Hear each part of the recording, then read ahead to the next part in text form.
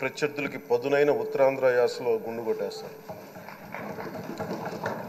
ఒకటే బాధేస్తా ఉంది సార్, ఇకపైన మీకు తిట్టే అవకాశం లేకపోవడం. కానీ ఇక మీద సభలో ఎవరు తిడుతున్నా దాన్ని ఆఫ్ చేసే బాధ్యత మీ చేతిలోనే ఉంది. మీరే మైక్ ఆఫ్ చేయాలి. అంటే మా చిన్నప్పుడు నేను చూసేవాడు, ఒకసారి అల్లరి చేసే అబ్బాయిని క్లాస్ లీడర్ చేసేవాడు చిన్నప్పుడు మా స్కూల్లో. కానీ ఇన్నాళ్ళు ప్రజలు మీ వాడి వేడి పలుకులు, మీ ఘాటైన వాగ్దాటి చూశారు. ఈ రోజు నుంచి రాష్ట్ర ప్రజలు మీ హుందాతనం చూస్తారు. డిబేట్స్ వెనకాల దాక్కుని సంస్కారహీనమైన భాషల్ని భావాలని రకరకాల మాధ్యాల్లో విరజిమ్ముతూ ఉంటారు. దాని నియంత్రణ మీ ఆధ్వర్యంలో ఇక్కడి నుంచే మొదలవ్వాలి.